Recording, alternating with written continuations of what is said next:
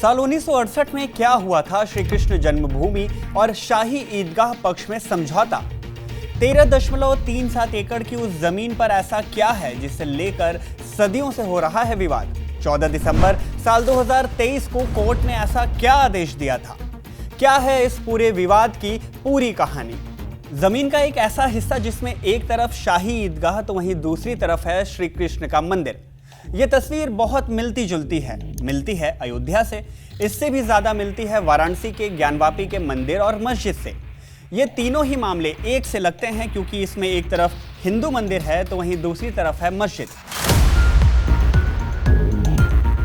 साल 1984 में जब देश में पहली बार हिंदू धर्म संसद की बैठक हुई थी तो पहले से चलते आ रहे अयोध्या राम मंदिर के साथ ही साथ काशी का ज्ञानवापी परिसर और इनके साथ मथुरा के श्री कृष्ण जन्मभूमि विवाद, इस मामले पर हिंदू मंदिरों के पुनर्निर्माण की बात पर जोर दी गई। अब ये पूरा मामला क्या है, ये बात हमने आपको ज्ञानवापी के मंदिर मस्जिद विवाद मामले में विस्तार से बताई थी। उस वीडियो को आप यहाँ आई बटन पर क्लिक करके देख सकते हैं। वैसे डिस्क्रिप्शन में लिंक भी हम आपको दे देंगे। खैर, इस वीडियो में बात हो रही है शाही ईदगाह और श्री कृष्ण जन्मभूमि विवाद की, जिसे लेकर डिस्ट्रिक्ट कोर्ट से हाई कोर्ट और इससे भी होते हुए सुप्रीम कोर्ट तक मामला गर्म है। लेकिन ये मामला कब से चलता आ रहा है? अयोध्या काशी के बाद अब मथुरा में ये सब जो हो रहा है उसकी शुरुआत कहां से हुई है? ऐसे कई सारे सवाल हैं जो हर किसी के मन में हैं। अब सवाल हैं तो उनके जवाब भी होंगे और जवाब देना ही स्विच एक्सप्लेन का काम है। हेलो एंड वेलकम, मैं हूं शुभम और आप देख रहे हैं स्विच। ये पूरा मामला 13.37 एकड़ जमीन के मालिकाना हक को लेकर है। इस जमीन के 10.9 एकड़ में श्री कृष्ण जन्म स्थान का क्षेत्र है और करीब 2.5 एकड़ का हिस्सा शाही ईदगाह के पास है। इसी जमीन को लेकर साल 2022 में सिविल जज ने शाही ईदगाह मस्जिद का अमीन के जरिए सर्वे कराने का आदेश दिया था। मुद्दा है कि हिंदू पक्ष इस पूरी जमीन पर श्री कृष्ण जन्मभूमि के होने का दावा करते हुए ईदगाह को हटाने की मांग करता है। याचिकाकर्ताओं का तर्क है कि मस्जिद का निर्माण कटरा केशव देव मंदिर क्षेत्र के अंदर बनाया गया है, जो कृष्ण जन्मभूमि क्षेत्र के रूप में जाना जाता है। अब आप कहेंगे कि याचिकाकर्ता ऐसी मांग भला क्यों कर रहे हैं? दरअसल मंदिर पक्ष के पक्षकारों का दावा है कि उस मस्जिद परिसर में मंदिर के कई साक्ष्य मौजूद हैं, जैसे कमल के आकार के स्तंभ, हिंदू धार्मिक प्रतीकों की नक्काशी। इनके साथ ही साथ खंभों के आधार हिंदू देवता शेषनाग की छवि को भी उजागर करते हैं। इससे इतर मुस्लिम पक्ष ईदगाह को बचाते हुए प्लेसेस ऑफ वर्शिप एक्ट 1991 की दलील देता है। इस एक्ट में धार्मिक स्थलों के बारे में विस्तार से नियम और कानून बनाए गए हैं, जो इस बात की दलील देता है कि आज़ादी के पहले यानी कि 15 अगस्त 1947 के दिन तक जो भी धार्मिक स्थल जिस भी अवस्था में पाए गए वो आगे भी उसी अवस्था में रहेंगे। खैर, ये तो हुआ शॉर्ट में बताया हुआ पूरा मामला। अब जरा गहराई पे चलते हैं और पूरे मामले की कहानी जड़ से समझते हैं। हिंदू लेखों के आधार पर बताया जाता है कि सबसे पहले श्री कृष्ण के प्रपौत्र यानी कि ग्रेट ग्रैंड सन वज्रनाभ ने यहाँ जन्मभूमि मंदिर का निर्माण कराया था। वज्रनाभ द्वारिका के अंतिम शासक थे जिन्होंने ब्रजमंडल में कृष्ण जन्मभूमि पर मंदिर सहित कई हिंदू मंदिरों का निर्माण कराया था। इसके बाद 400 ईस्वी के आसपास चंद्रगुप्त विक्रमादित्य ने इस मंदिर का पुनरुद्धार कराया। 1017 ईस्वी में कृष्ण जन्मभूमि पर पहला विदेशी हमला हुआ। गजनवी राजवंश के शासक महमूद गजनवी ने मंदिर पर हमला करके इसे ध्वस्त कर दिया। लेकिन 1150 ईस्वी में मथुरा के राजा द्रुपद देव जनुजा ने इस मंदिर का पुनर्निर्माण कराया, यानी दोबारा से इस मंदिर को दर्शन के योग्य बनाया। 16वीं सदी में सिकंदर लोदी का शासन शुरू हुआ और उसने इस मंदिर पर हमला कर इसे नष्ट किया, जिसके करीब 125 सालों के बाद राजा वीर सिंह बुंदेला ने चौथी बार इस मंदिर का निर्माण कराया। हिंदू पक्ष का दावा है कि मुगल शासक औरंगजेब ने जब हिंदू धार्मिक स्थानों और मंदिरों को तोड़ने के आदेश दिए थे तब कटरा केशव देव मथुरा के श्री कृष्ण मंदिर को साल 1969-70 के करीब तोड़ दिया गया था और इसके बाद यहाँ एक मस्जिद बनाई गई। क्योंकि इस पर सबसे पहले ईद की नमाज पढ़ी गई इसलिए इसे ईदगाह का नाम दिया गया और क्योंकि इसे शाही दरबार ने बनवाया तो इसका नाम शाही ईदगाह और शाही मस्जिद पड़ गया। इस पूरे विवाद की कहानी 354 साल पुरानी है। साल 1670 के करीब जब औरंगजेब ने इस शाही ईदगाह मस्जिद का निर्माण कराया तब से ही यहाँ विवाद शुरू हो गया। विवाद का एक हिस्सा ये भी दावा करता है कि यहाँ 1670 से लेकर 1770 तक इस पूरे जन्मभूमि क्षेत्र में हिंदुओं का प्रवेश वर्जित रहा। लेकिन साल 1770 में मराठाओं ने मुगल शासकों से गोवर्धन का युद्ध जीत लिया और इसके बाद इस जन्मभूमि क्षेत्र पर मंदिर बनवाया। इसके करीब 30 साल के बाद यानी कि साल 1803 में अंग्रेजों ने ईस्ट इंडिया कंपनी के नेतृत्व में मराठा शासक दौलत राव सिंधिया को हराकर मथुरा पर कब्जा कर लिया। कब्जे के बाद ईस्ट इंडिया कंपनी ने इस जन्मभूमि क्षेत्र को नजूल भूमि घोषित कर दिया। नजूल भूमि वो जमीन होती है जिस पर किसी का भी मालिकाना हक नहीं होता।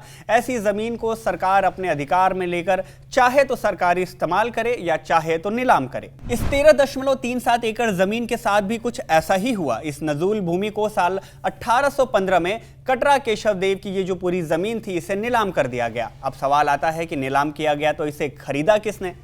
उस दौरान बनारस के कारोबारी हुआ करते थे राजा पटनीमल। इन्होंने अंग्रेजों से इस जन्मभूमि की जमीन को खरीद लिया।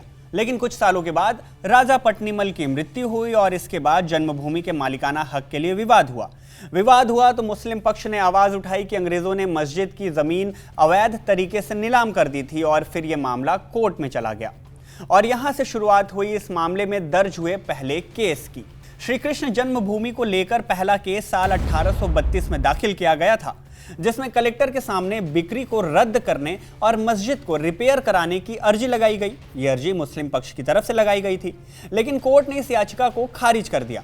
इसके बाद कभी जन्मभूमि के पास रोड की मरम्मत कराने तो कभी जन्मभूमि क्षेत्र के पास मंदिर बनवाने का आरोप लगाते हुए मुस्लिम पक्ष कई बार कोर्ट के सामने पहुंचा और कई बार सवाल उठाए। लेकिन कोर्ट ने जमीन राजा पटनीमल की बताते हुए उनके सारे अपील को खारिज कर दिया था। राजा पटनीमल के वंशजों ने करीब 112 सालों तक श्री कृष्ण जन्मभूमि का ये केस लड़ा। दावा किया जाता है कि राजा पटनीमल के वंशज राजा राय कृष्णदास पर केस लड़ते लड़ते कर्ज हद से ज्यादा हो गया था। बावजूद इसके उन्होंने केस पर हार नहीं मानी और कर्ज के बोझ तले दबने के बाद भी लड़ाई लड़ने का यह फैसला लिया। फैसला इसलिए लिया क्योंकि वो चाहते नहीं थे कि श्री कृष्ण जन्मभूमि की जमीन मुस्लिम पक्ष के पास चली जाए। तमाम विवादों और उलझनों के बीच 8 फरवरी साल 1944 को राजा राय कृष्णदास और उनके पुत्र ने इस जमीन को पंडित मदन मोहन मालवीय, गणेश दत्त और भिकन लाल आत्रेय को करीब 13,000 रुपए में बेच दी। जमीन तो बेच दी, लेकिन एक संकल्प के साथ बेची और वो संकल्प था कि वो यहाँ पर मंदिर का निर्माण कराएंगे। इस डील में ही एंट्री होती है उद्योगपति, परोपकारी और हिंदू दर्शन के समर्थक जुगल किशोर बिड़ला की। बताया जाता है कि इस डील के लिए जुगल किशोर बिड़ला ने 13,400 रुपए की आर्थिक मदद की थी। 21 फरवरी साल 1991 को जुगल किशोर बिड़ला ने इस जमीन के विकास और भव्य कृष्ण मंदिर के निर्माण के लिए कृष्ण जन्मभूमि ट्रस्ट को बनाया। साल 1953 में श्री कृष्ण जन्मभूमि ट्रस्ट जब बन गई, उसके बाद जय दलाल डालमिया जैसे उद्योगपतियों की मदद से कृष्ण मंदिर का निर्माण शुरू हुआ और 16 सितंबर साल 1958 को श्री कृष्ण केशव मंदिर का वर्तमान स्वरूप बनकर तैयार हो गया। यहाँ एक बात ध्यान देने वाली ये है कि भले ही उन्होंने 13.37 एकड़ की पूरी जमीन को भगवान श्री कृष्ण विराजमान को समर्पित कर दिया था, लेकिन पूरी जमीन पर कृष्ण मंदिर का निर्माण नहीं हो सका। श्री कृष्ण जन्मभूमि ट्रस्ट को 1958 में निष्क्रिय किया गया। इसके बाद जय दयाल डालमिया ने मई 1958 को श्री कृष्ण जन्म स्थान सेवा संघ नाम से एक दूसरा ट्रस्ट रजिस्टर कराया। इस ट्रस्ट के पास मंदिर के रखरखाव की जिम्मेदारी तो थी, लेकिन जमीन पर मालिकाना हक नहीं था। बाद में इस ट्रस्ट का नाम बदलकर श्री कृष्ण जन्म स्थान सेवा संस्थान कर दिया गया।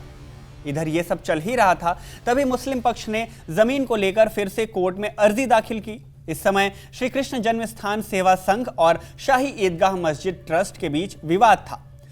मंदिर की जिम्मेदारी श्री कृष्ण जन्म स्थान सेवा संस्थान ट्रस्ट के पास बनी रही। ट्रस्ट के अध्यक्ष जय दयाल डालमिया बने रहे।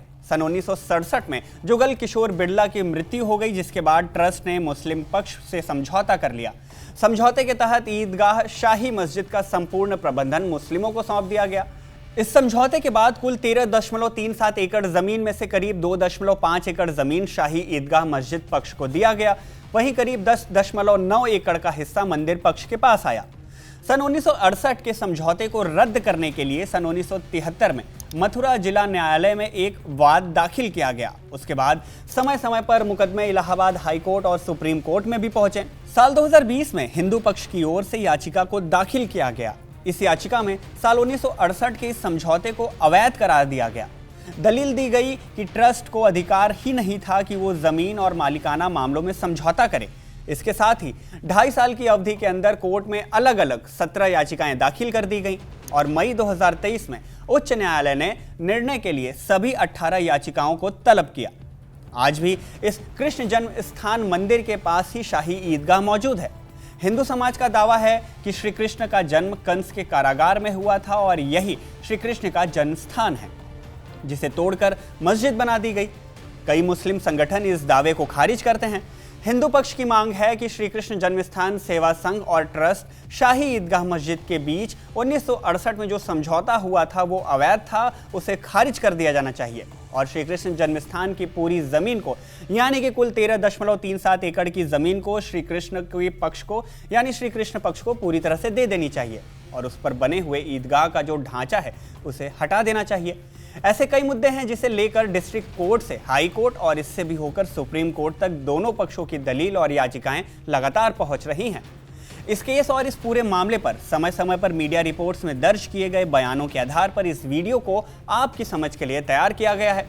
इस वीडियो को देखने और पूरा मामला जानने के बाद आपको क्या लगता है, हमें अपनी राय कमेंट बॉक्स में ज़रूर बताएं और इस वीडियो को लाइक शेयर करें और स्विच को सब्सक्राइब कर लें।